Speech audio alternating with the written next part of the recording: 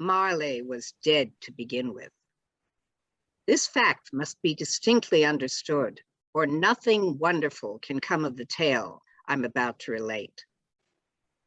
And nothing wonderful can come about this holiday event panel from ConTinual without knowing Marley was as dead as a doornail, because this is the ConTinual panel on A Christmas Carol.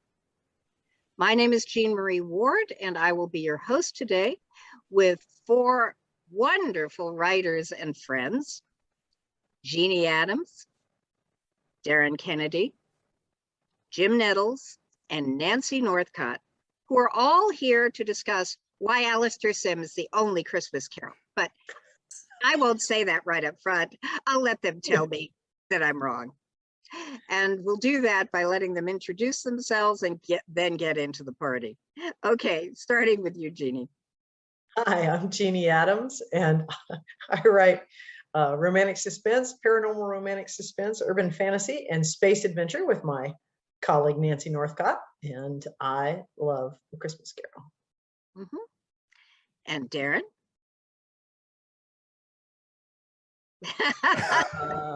Magic. As if from thin air. I'm Darin Kennedy. I write contemporary thriller, paranormal stuff, and contemporary fantasy. And I wrote Christmas Carol so much that I rewrote it, and we're going to be talking about that. Yes, we are. Okay. Nancy? I'm Nancy Northcott. I write historical fantasy for Falstaff Books. I independently publish several subgenres of romance. And as Jeanne said, she and I write science fiction mystery adventure together. And finally, Jim? And I'm Jim Nettles, and I write science fiction, urban fantasy, bit of horror, bit of contemporary, bit of gothic, bit of this, that, and the other, as well as a fair amount of nonfiction in a lot of different spaces, but none of those are going to be underneath the Christmas tree. And I thought we were here to talk about the Grinch. No, I'm so sorry. We're not here to talk about Krampus either, even though that's what you came dressed for. Yeah, well, I came dressed as my favorite Christmas holiday character. Punishing evildoers, right? Well, is that the idea? Oh, I thought it was just to find the kids to cook and eat. Well, yeah, they're kids. They're evildoers by definition. I remember what I was like. Was? I'm much tougher now. I wouldn't be a very good meal for Krampus. Too stringy. Yeah, well, speaking of things that, retribution, punishment, eating, because that does figure in it. Let's talk a bit about A Christmas Carol. What was your first encounter with the Dickens tale? Jim? Oh, that's a good question. So I remember, it's hard to remember which one was the first one. I remember a couple of different animated versions. There was one that I remember that, it was a little bit softened up for kids, but, it was the animated version. But I also remember watching a lot of the black and white ones, because I remember listening to Vincent Price as he narrated one of the particular versions as well. And how can you forget Vincent Price? And that was probably the reason I was watching it, was because, well, him. Did he ever play Ebenezer Scrooge? I mean, most actors do essay the role at some point or another, but I don't seem to recall, here he is, this icon of horror movies, and he didn't do Ebenezer.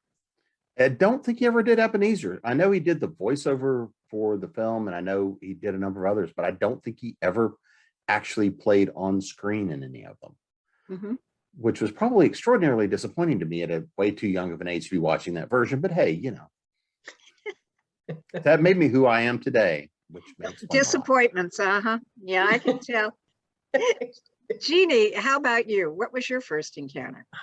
Well, my parents felt like neither Shakespeare nor Dickens were too scary for their children. So my first adventure with The Christmas Carol was reading it as a group read with my family. And then I think I've seen most versions of it, starting with the glorious black and white and the slippers flying over the head. And And my favorite is probably The Muppet Christmas Carol and George C. Scott. We'll talk about them in a minute, but yeah, so with you guys, it was reading it. Okay. Yeah. Darin, yes, you really do love Carol and Christmas, and we'll get to that, but what was your first encounter with the story? When I go back and think about it, I think the George C. Scott television movie is the first one that I remember. And when someone says Ebenezer Scrooge and I close my eyes and picture him, I see George C. Scott with the mutton chops. And when I think of the Spirit of Christmas Present, I see that man with the really thick red beard from the George C. Scott version. And so that one's the one that has the biggest imprint on me. I also love Bill Murray's Scrooged. That movie makes me cry every single time. And it gets me because Bill Murray can make you laugh, but when he wants to gut punch you in the feels, he's really good at that too. And so I love both of those, but I think my first one was George C. Scott. And I have to say, I think that one's my favorite too. Okay. Nancy? So I Nancy? haven't seen y'all's. Nancy? Well, like Jim, I have vague memories of watching various black and white versions on TV growing up. The first one I really remember is the George C. Scott one. It's not my favorite, which is actually one of the black and white ones, which I discovered later, but I know we're going to come back to that. So I'll go with George C. Scott for right now. Okay. In all of the Christmas carols, they all take liberties with the books. For example, George C. Scott, who played Patton as well, is a big, he's a man who is large on the screen, and projects a sense of breadth. And yet, when you read the story itself, you get the feeling, the impression of this grasping, conniving, miserable sinner who has shrunken into himself, as opposed, during the process of turning into the miser that we see at the opening of the book. But everybody takes different liberties, including, in the Alastair Sim version, we've got a ballet dancer in a cloak playing Death. And let me tell you, for those of you who've not seen it, it's the scariest damn thing you ever saw. But that's not the way Death is portrayed. Likewise, in the book, the Spirit of Christmas Past is a small child. And Spirit of Christmas Present is a man in his prime. The spirit of... You're talking about the Spirit of Christmas Yet to Come? Yeah. Not sure that's definitely the Grim Reaper. I would say Spirit of Christmas Yet to Come. Friend of death, but maybe not death itself. Well, and the scariest damn one is in Scrooged. Yeah. That's the scariest one I've ever seen. What I was going to get at was everybody's taking liberties. So nothing is absolutely true to the book. Which ones took the liberties that drive you insane? And so, I'm going to start with you, Darin. Go right ahead. I actually, because I was working on my book, watched a Hallmark Christmas Carol, which was called It's Christmas, Carol, because it was at least in a similar vein to what I was working on. And in this one, if I recall, they really cheapened it because I'm pretty sure it was Carrie Fisher. And I love me some Carrie Fisher, but they had her play all three spirits. And I was like, that's just wrong because they should be three distinct entities. And that's one of the things that makes the story so cool. And having her just show up and go, hey, Carol, here's your past where you screwed up, and here's your present where you're screwing up, and here's your future, which has no, teeth because it's Hallmark. So that's the one that I probably liked the least. but specifically because I need three spirits. So there's mine. And to save on the actors. But Yeah. Basically, yeah. it's a money, it's an economic decision. And that's really, Really? Y'all make 400,000 Christmas movies every 365 days. Get two more actors. I know there's only 4 in all of them, but find a couple somewhere. There's more than that many people in Canada, I think. And that's all. I didn't like the animated version they did in 2009 with Jim Carrey. I just think the liberties they did take made it so, it kind of made it really bland. It didn't have any impact. You know, the impact with Marley and the rattling chains. I mean, even the Muppets did it better. And of course, there's song and dance in the Muppets, so I love that one too. yeah. But Yeah. I think that Jim Carrey version just really stank. Yeah, if an animated version or a Muppet version can get it right, because my first exposure was the Mr. Magoo Christmas Carol, and I remember all the pieces being there, and they were all kind of scary for an animated version. So, yeah, Jim, what about you? Which one drives you insane and why? Well, probably the one that for me was most disappointing was the one with Patrick Stewart, because I love me some Patrick Stewart. And I thought it was interesting because they actually start with the funeral and lowering him into the ground and all that kind of good stuff. But it really was more of just a dour outing than it was truly that Christmas horror, that idea of, because I mean, so much of the Dickens comes from that fear of death and the fear of winter and that change that comes in culture, which is part of the reason we love the ghost stories around that time of year. And this was more of a foul spirit, why are you bothering me again? Engaged, number one, where are you? And it is, as much as I like Patrick Stewart, it just felt dour. It just felt and did not have kind of that gravity, because Patrick Stewart was a little too refined in his Scrooge to not have that edge of miserliness. He didn't have that cutting edge that the spirits could actually play off of, because you had to have that hammering against the edge to finally dull Scrooge, and it just didn't really have it for me. I would say that that's similar. I'm also a big Patrick Stewart fan because, hey, Star Trek, aside from the X-Men and everything else, which were of course still in the future at that point, the X-Men, I mean. Yeah. But I just remember not being engaged by the Patrick Stewart one. I mean, Jim said number one, engage, and I just never felt engaged with the movie. And I think maybe it is because it just didn't have the up and down moods that I sort of expect from the Christmas Carol, because Scrooge is terrified and then he's like, pah, humbug, that's ridiculous. And then along comes the next ghost and it's not ridiculous. And then you need real jubilation at the end of the Christmas Carol. That's the payoff for everything that we've been through at the end. And there's nothing really that I could pinpoint about the performances or the script. I just remember not feeling drawn into it the way I had hoped to. It was all kind of one note. You know, you never really saw him as this. He never came quite across as the miserly, nasty man.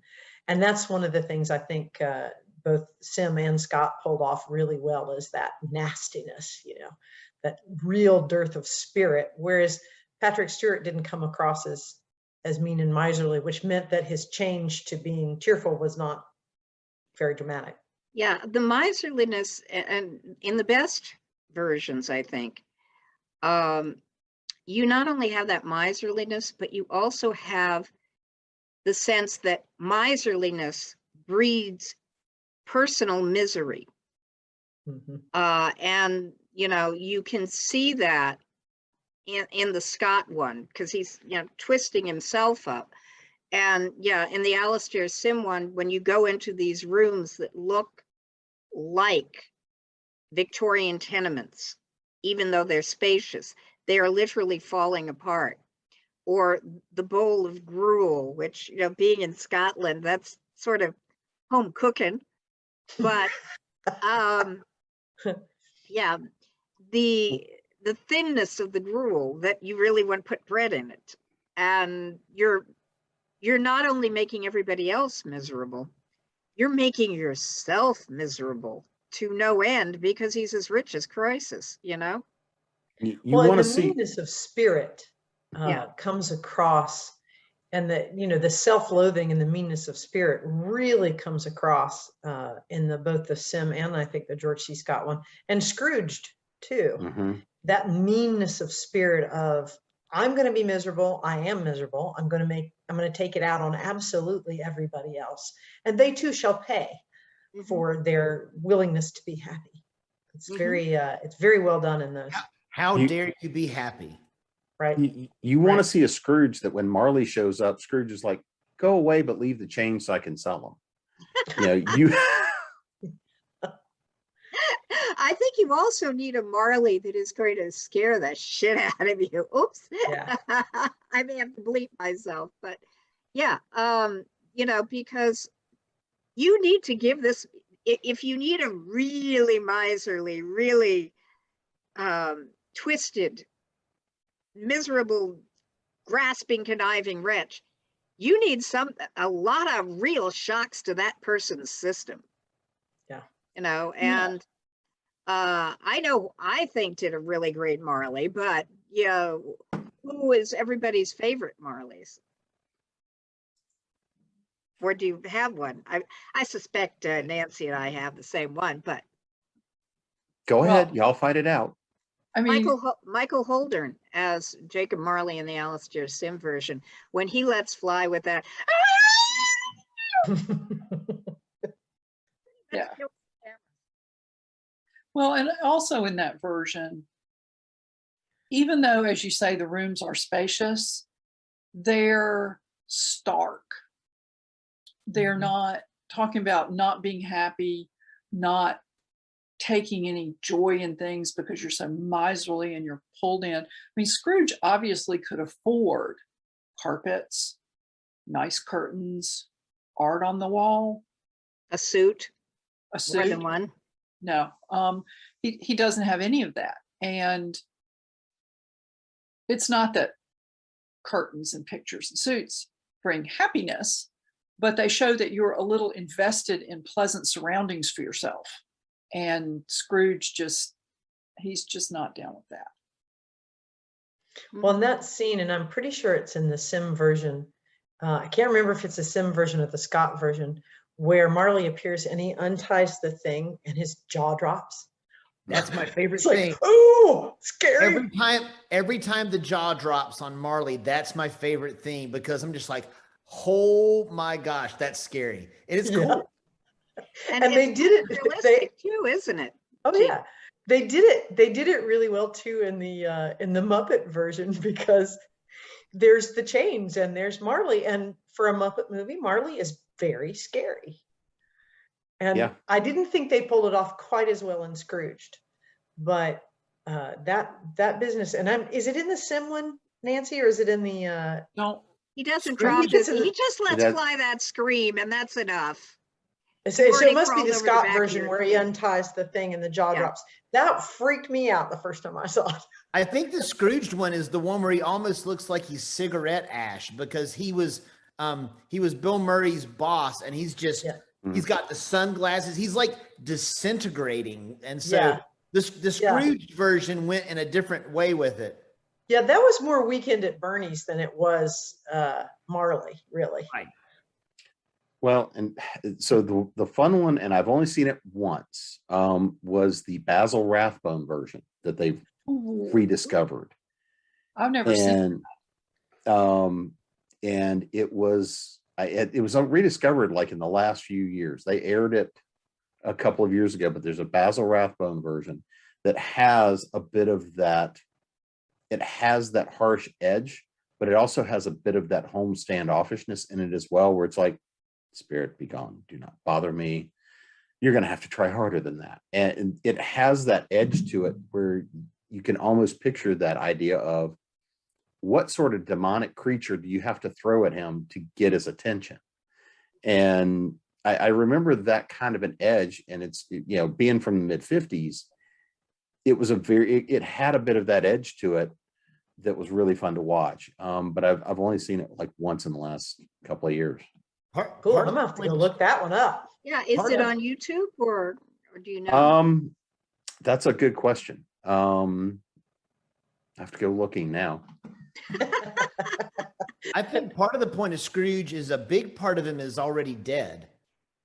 He's dead inside and slowly dying outside. But the reason he doesn't want warmth and doesn't want stuff is because he's already dead inside. And it's not so much as, I mean, he does go from being a miser to being cheerful, but he sort of goes from being already dead and then just going to become dead in reality, as in addition to figuratively, to being alive again and like participating in life. And so it's I'm alive. Holy crap, I'm alive. Yeah. Well, Nancy, you said this, you know, about the curtains and things like that, and the juxtaposition, and they do this a little bit in this sim, but it's so visual in the colored version with Scott, the juxtaposition of Fred's house and the warmth of the welcome and the punch and the curtains and the paintings on the walls and the wallpaper, and Scrooge's miserly little place is so dramatic. And then the whole scene where the housekeeper that he never pays much is selling the bed curtains. And they're like, oh, Lord, you took even the bed curtains with him lying there dead. She's like, well, what else should I do, you know? She took the shirt off the corpse. I mean, calico's just as becoming to a corpse. Yeah, they would have buried him in it. But that scene is so impactful when Scrooge is watching it, because you see that recognition in his eyes. And that's one of the things I think they did really, really well, is when he begins to get it in the George C. Scott, when you really see it. It's a difference between home and having a house. And I think that's the big thing, is that he's walking by and seeing that idea of home. That's one of those things I remember from one of the animated versions where, you know, part of Scrooge was it was a lost love that made him so bitter, which I thought was an interesting sort of twist on how they did that, from what I remember, because it's been a number of years since I saw that one either. But looking and having and seeing a little bit of that motivation as to what pushes Scrooge over that edge, I think was an interesting thing to see more of in some of the versions too. That to me is one of the things to always see is, where were you? Where did you go wrong? Because I think that's one of the big lessons of the story.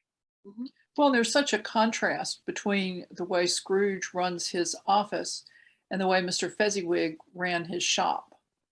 And it's the same kind of thing that I think it was Jeannie was talking about, is that the light and the cheer and the warmth at Fred's is much like Fezziwig's. And yet Scrooge lost Fezziwig and turns his back on Fred. I mean, you sort of wonder, why do you even bother show up at Fred's? Because you treat him with disdain. You think he's stupid. Do you just go to make yourself feel better about being a miserly, shriveled husk of a person? I mean, I don't know. Well, and one of the things I think the book dwells more on is they dwell more on that past relationship and why it failed and that it failed. And they dwell on the fact that his sister has passed away and that Fred is his only remaining relative. And that goes a little more, and it's harsh in the book. Yeah. And it's that he loved his sister. Did you say that? Did I miss it? Yeah, he loved his sister, and he loved the woman he was going to marry. But whenever he lost her, that was just gone. And so like the only person he really cared about was his sister, and then she died, and Fred is literally, that's it. And if you lose him, and it's like, it's almost like I can't even bear the thought of losing him, because he's literally, I'd rather drive him away than allow myself to be invested one more time and then lose again. Meanwhile, Fred keeps trying because Scrooge is his only connection to his mother. and his father at this point is dead. You know, the themes of Christmas Carol are incredibly powerful, incredibly attractive, because don't we all want to think that somebody who's really wretched, especially somebody with a lot of money, can be redeemed and share that wealth in a useful way? Do you, you know, use these themes in your work, or have you actually taken the plot and played with it? Now I'm going to start with you, Darin, because, you know, you've done an entire book doing a gender swap. So, you know, what drew you to reimagine the journey of Scrooge? It wasn't just seeing that Hallmark movie. That Hallmark movie just made you go. I watched the Hallmark movie years after I had already finished this book. No, I woke up, this is no lie. I woke up at about 3 o'clock in the morning in 2013 and said, I'm going to write a young adult Christmas Carol.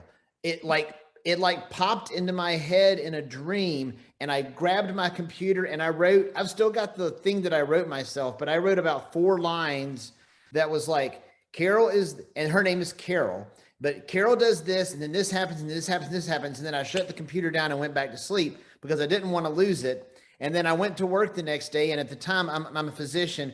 I went to work, and my nurse at the time was Linda. And I went to work and said, Linda, I got an idea for a book. I'm going to write this thing. And I told her about it, and she got really excited about it. So one of my greatest memories was last year. Linda has not worked at our clinic for a while. Linda came in, and I knew she was coming, and I brought her a signed copy of Carol, because she was the first person I had ever told that I was going to write that book. But it actually popped into my head, I wouldn't say complete, but the basic elements in a dream about 8 years ago. Oh, cool. Nancy and Jeannie, I know you've both written Christmas stories, Christmas at Caneham Castle, Christmas at Outcast Station. Did A Christmas Carol or any of the versions of it inform any of the plot or the characterizations in those stories? Not for me. I also have some paranormal romance Christmas stories, and it's not really a theme in those either. Okay. No, it hasn't for me either, because a lot of times I consider, I mean, honestly, in my brain, Christmas Carol kind of slots into horror as much as it does, you know, fairy tale or because there's a lot of elements there that are really pretty grim. Mm-hmm. And so that doesn't tend to be my forte, going that grim. Like Nancy said, I've done several other Christmas stories, but I've never incorporated my love of Scrooge in it. So the redemption aspect, you know, with or without the horror elements, it has not really. Okay. Yeah. Because that's the thing that always hits me is, you know, the ultimate redemptive arc in fiction, as far as I'm concerned. There's no redemptive arc that comes close. And it takes literally a bunch of Dei ex machina, because no way that's happening on the ground. So, Jim, we've teased you about Krampus, but you've addressed Krampus in one of your works. And have you addressed the themes of A Christmas Carol or the characterizations in any way in your work? Well, and I've played with different little mini variations, but talking about the Krampus book, it's written really kind of to be a YA Christmas horror. I wrote it because I wanted to do a good old-fashioned Christmas horror. That's not what it came out to be, but that's where I started. Was I have a fascination with a lot of the older Victorian, Edwardian era Christmas horrors and what was going on with society around them. So I set this in modern day, playing with that idea of all the new fun toys and all the mythology, but there's definitively echoes of past, present, and future in the story. And there is definitively a redemption arc going on here, as well as, if you look for it, there is a very particular Marley type character being developed going through the story.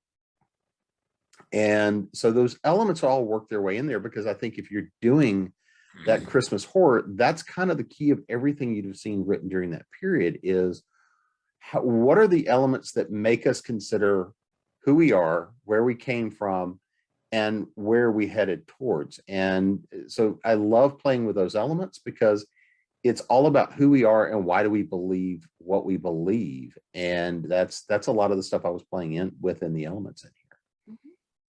Great. Okay. Well, now, now it comes to the really important part of the Fight Club here.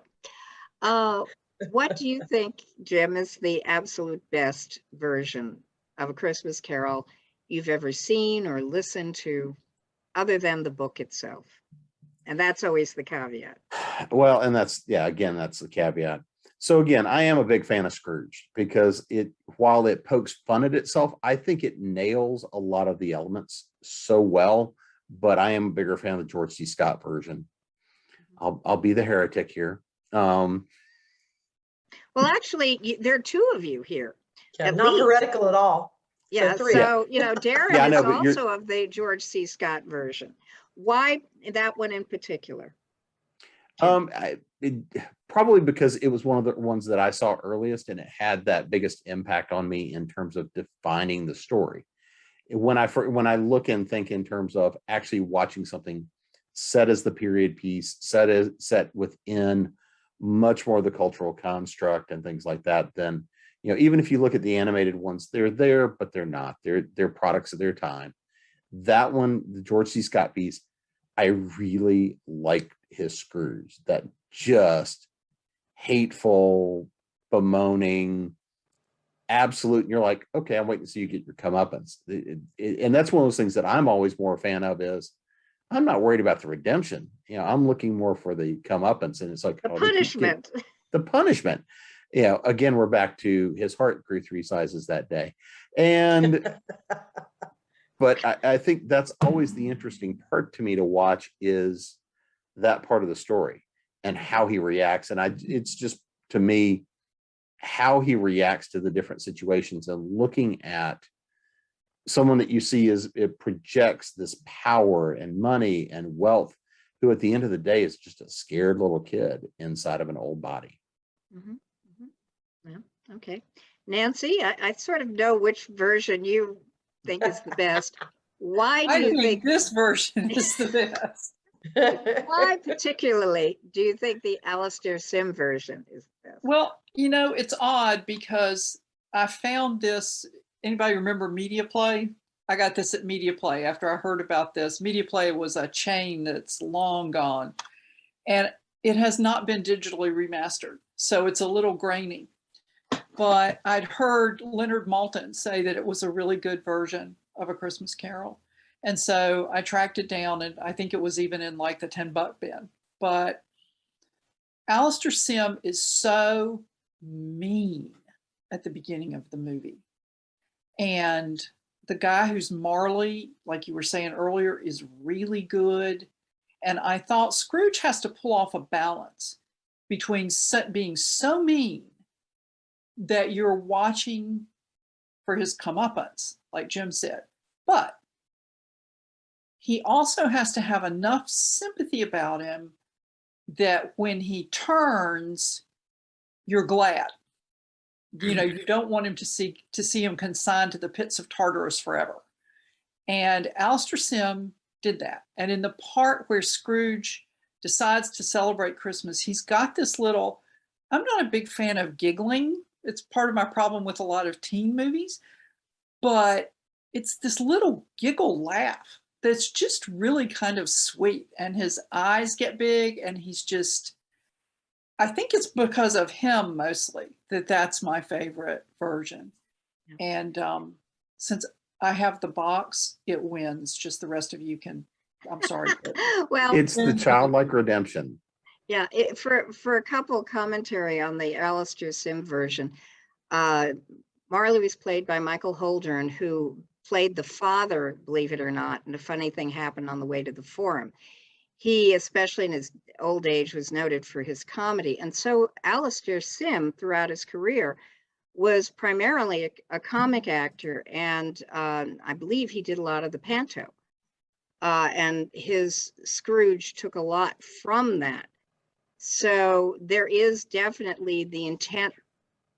The intent was there. Not only that, but I forget the name of the juvenile who played the young Scrooge, was actually adopted by Sim and his wife. Not formally, but they were his mentors and his thing. So there was a lot of that sensibility, the comedy balance, you know, the tragedy, the horror with the comedy that was in that. And I'm going to do this just before I'm going to bring Darin in on it. When approached to play Scrooge, y'all know what George C. Scott said, don't you? Why do they need to make Scrooge again? They've got the Alastair Sim version. Well, that just should settle it. I was just looking at the box and I can't tell. It's got a bunch of the actors' names on the back, but I couldn't see who played which roles. So I was looking for the young actor's name and I couldn't find it. Yeah, Sorry. well, I can tell you who played the young Marley, however. Patrick Macnee. Oh, When he was actually skinny as a rail. And you know, it's like, oh my God, that's John Steed. When did he get large? Anyway, Darin, okay, you've already said that the George C. Scott version is the one for you. How many favorites do I get? Well, you can have as many as you want, but you got to tell us why they're your favorites. Okay, so I'll save the one I wrote for last. I spent a year of my life on it, so it's going to have to be in the top 4. I would say straight adaptation, I'm going George C. Scott, and I think we've said enough about that. He plays a really mean Scrooge. Marley's great. Christmas Present is awesome. I love Fred. I love the family. I love everything about it. Straight up favorite sort of adaptation that goes in a weird way is Scrooged. It makes me cry every time.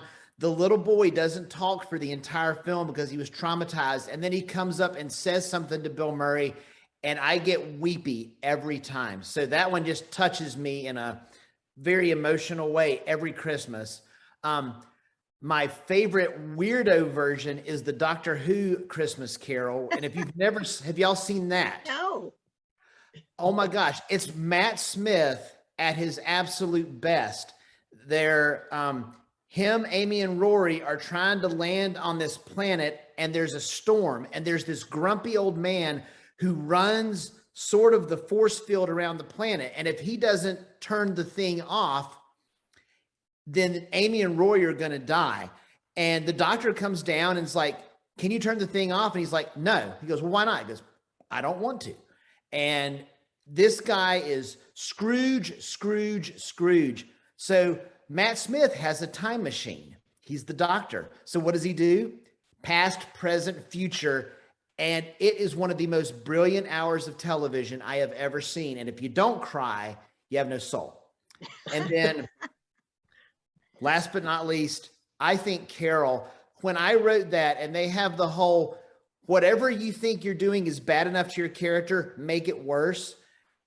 When you want to make a 17-year-old girl be as mean and nasty as Ebenezer Scrooge for her to be the Scrooge of your story, let me tell you, you got to punch her hard pretty much at every turn for the first 17 years of her life. And I did. So Scrooge, Carol by, I knew it was going to do that. That's why I keep turning the background off. Carol by Darin Kennedy. Check it out. available at all fine books. Available anywhere you buy books. And if we get a chance, I'll tell you a couple of my favorite little tweaks, if you will. But everybody else needs to answer first. Okay. So, Jeannie, what's your favorite version version gosh, that's and why? So hard. I had completely forgotten about the Doctor Who one. isn't that beautiful? That one's cool. That was really cool. With the sharks. Everything about that is sort of vague. I just remembered the past, present, and future thing and went, oh wait, that is Scrooge. My favorite overall still has to be, I will say, the George C. Scott one, but the Alistair Sim one has so many wonderful things that I will never pass it by if I get a chance to see it. And there is absolutely no one who has captured the joy of it still being Christmas Day than Alistair Sim, when he falls back on the bed and the slippers fly up. And that's just, he just embodies it in a way that nobody else quite captured. Like Darin said, and Jim, I think you said a little bit too, the sheer color and richness of the George C. Scott one, the way the clothes are and the robes are, and they portray Scrooge as well off, and he dresses well. So that almost makes it worse, because he looks prosperous and yet he has no soul. And then he's so mean to Fred, and he's just such a miserly asshole that, you know, that redemption arc, like we've all talked about, is really profound. And there is nothing as scary to me as the ghost of the future Christmas yet to come in Scrooged. But I will say, overall, one of my absolute favorites is the Muppet Christmas Carol, because there is song and dance. Marley and Scrooge, Scrooge and Marley. When you see him in Scrooge going and trying to, you know, let's just staple the antlers to the mouse's head. The mouse head. It's one of my favorite scenes. Griff is like horrified. No, I didn't. Joking, right? And because you know him, you're like, no, he wasn't. I always love the scene where he's deciding what everybody's getting for their Christmas present. And I think it's either toaster or towel. He's like, John Smith, towel. He's like, Jane Smith, toaster. Nope, towel. I just think that's Bill Murray at his best. Okay. Some of the ad libs in that, and I will have to say that the scene where, you know, it's impactful where, in all of the versions, where he sees his own name on the tombstone. But in Scrooged, Lord, that's just like back up from the TV screen when he's in the crematorium, and it's his casket. It's like, ooh, that's impactful. Yeah, I would not want to see my casket go into the oven. No. Yeah. Yes. Anyway, well, okay, we're coming up. This has been a lot of fun, and looking forward. I will now go check out this. I did see the George C. Scott version, and I do plan to try to find Scrooge and the Doctor Who Christmas Carol, which somehow missed me, given that I've watched every Matt Smith version. But you got to watch the Muppets too now, Jane Marie. Yeah. Well, yeah. Muppets makes a great drinking game. It does. Have a little nog. What is the drinking game you use for the Muppets? Every time the song starts. And does the liquor have to be green? Because I hate creme de menthe.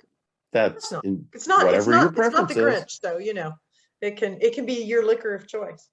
A toddy, a good English toddy. Nah, it won't be toddy because I can't stand the butter. But anyway, so we're coming up on the end of what's been a very, very entertaining hour. And yeah, the Basil Rathbone one, I got to find that. I've never seen that. I want to see that. Yeah. And I believe it is on YouTube. Great. So wonderful. Okay. All righty then.